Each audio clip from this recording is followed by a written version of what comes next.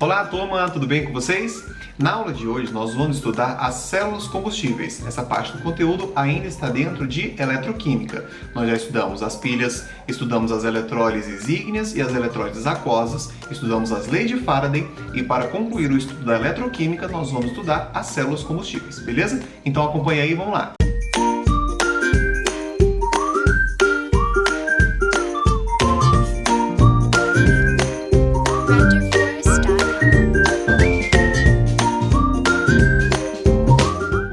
Então, ao estudo e à compreensão do que são células combustíveis. No livro de vocês, esse conteúdo encontra-se nas aulas de número 8 e 9. Temos aqui então a definição do que é uma célula combustível. Vamos lá. Células combustíveis, assim como as pilhas e baterias, são dispositivos que convertem energia química em energia elétrica. Até agora há pouco, nas últimas aulas, nós estávamos estudando as eletrólises, não é verdade? Então nós voltamos um pouco agora no estudo da eletroquímica e nós estamos falando de um dispositivo que se comporta da mesma maneira que uma pilha, ou seja, ele converte energia química em energia elétrica. Ele é um gerador de energia elétrica, ao contrário das eletrólises que consomem energia elétrica. Continuando. Podem ser utilizadas como propulsor em veículos e em estações geradoras de energia elétrica, em casas, hospitais, enfim, é uma fonte de energia elétrica, correto? Aí a gente tem um slide interessante aqui agora para esclarecer alguns termos que apareceram ali agora que a gente citou, né? Então, o slide anterior nos diz que a célula combustível ela funciona mais ou menos como uma pilha, uma bateria, gerando energia elétrica. Então nós vamos fazer aqui um comparativo para entender o que seria a diferença entre a pilha, a bateria e a célula combustível, sendo que todas convertem energia química em energia elétrica. Bom, então a gente tem aqui um exemplo bem clássico, né, de uma pilhazinha comum, e a gente sabe que uma pilha ela tem um polo positivo e um polo negativo, ou seja, ela tem um eletrodo onde ocorre oxidação, gerando elétrons, e um eletrodo onde ocorre redução, recebendo elétrons. Então essa é a montagem básica de uma pilha, dois eletrodos. Uma bateria nada mais é do que uma associação de pilhas. E aqui a gente tem uma associação de pilhas em série. As pilhas ainda podem ser associadas em paralelo. Mas eu vou deixar isso aí para o estudo da física. Vocês vão chegar em algum momento na elétrica, onde vão estudar associação de geradores em série e em paralelo, tá bom? Mas o básico que a gente precisa saber aqui é o seguinte, a bateria nada mais é do que uma associação de pilhas, certo? E aí, veja só, você vai ter também, cátodos e vai ter também ânodos, né? Só que mais de um, porque é uma associação. E na célula combustível, perceba, nós também temos um cátodo e também temos um ânodo. Só que nós vamos discutir um pouco melhor como é essa montagem aqui da célula combustível e como é que funciona essa migração de elétrons e migração de íons entre o cátodo e o ânodo, beleza? Mas, em suma, o resumo é o seguinte: tanto pilhas quanto baterias quanto células combustíveis geram energia elétrica a partir de reações químicas, correto? Então nós vamos agora deixar mais claro como é o funcionamento da nossa célula combustível. Então vamos aqui aos tópicos discutindo um por um. Primeiro, ela é formada por dois eletrodos, um cátodo e um ânodo, assim como uma pilha. Então tá bom, temos aqui o ânodo e temos aqui o cátodo. Sabe-se que no ânodo ocorre a oxidação e que no cátodo ocorre a redução. Além do ânodo e do cátodo, nós temos um eletrólito que fica aqui no meio separando esses dois. O que é um eletrólito? É um material condutor de íons, ele conduz corrente por meio do fluxo de íons, beleza? Continuando. Cada eletrodo recebe um reagente que fica armazenado externamente. Pessoal, aqui está a grande diferença da célula combustível para a pilha. Eu vou voltar aqui. Na pilha, nós temos substâncias que sofrem reações químicas gerando energia elétrica. Essas substâncias são armazenadas no interior da pilha. Ao contrário da célula combustível, onde as substâncias que participam da reação, que sofrem oxidação e redução, elas são armazenadas externamente. Então existe um reservatório externo de gás hidrogênio e o gás oxigênio é o próprio oxigênio atmosférico. Então existe uma bomba que fica fazendo o fluxo de oxigênio aqui, beleza? Então a grande diferença é essa. As substâncias que reagem na célula combustível são armazenadas externamente, enquanto em uma pilha essas substâncias estão dentro do próprio dispositivo, dentro da própria pilha, tá certo? Gente, a célula combustível mais comum e mais eficiente é a que usa hidrogênio e oxigênio, tá joia? O hidrogênio e o oxigênio funcionam da seguinte maneira.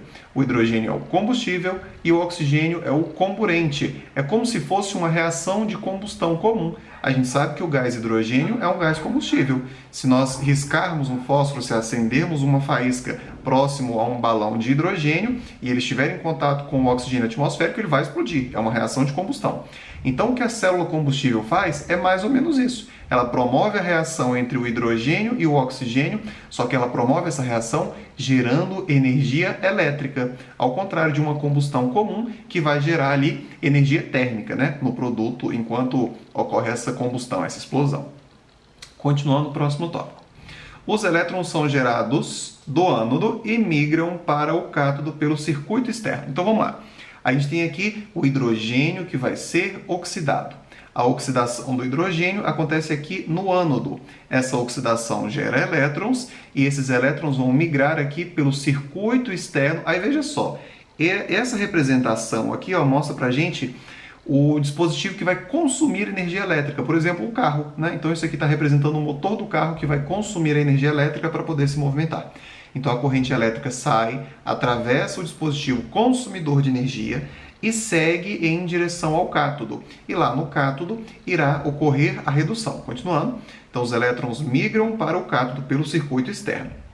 Quem vai receber esses elétrons aqui, olha só, vai ser o oxigênio. Então o hidrogênio oxida, dando elétrons, e o oxigênio reduz, recebendo elétrons. Nós vamos ver daqui a pouquinho como ficam essas reações de oxidação e de redução.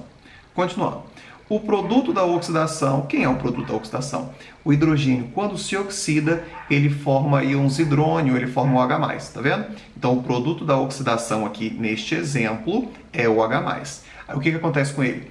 Ele migra pelo eletrólito, ou seja, ele vai atravessar aqui o nosso eletrólito em direção ao cátodo.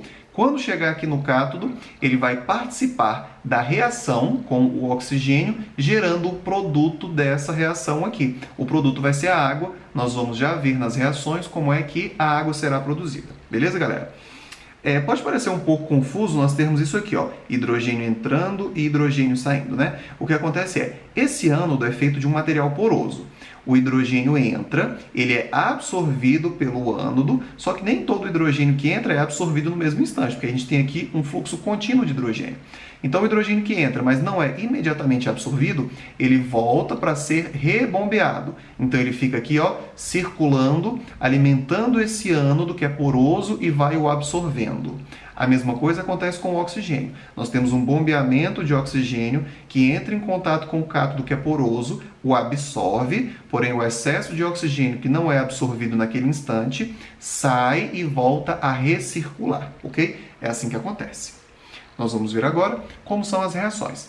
Então, nós já vimos que o hidrogênio está reagindo aqui no ânodo, ou seja, ele sofrerá uma reação de oxidação. Então, a reação anódica é a reação de oxidação do hidrogênio. Veja como acontece. O gás hidrogênio transforma-se em dois íons H+, gerando dois elétrons. Os elétrons migram pelo circuito externo, enquanto os dois H+ vão atravessar o eletrólito em direção ao cátodo. E eles vão participar também da reação catódica. Então, olha que interessante. O produto da reação anódica participará da reação catódica. A reação catódica é a reação que envolve o oxigênio, então será a redução do oxigênio. Veja como ocorre a redução do oxigênio.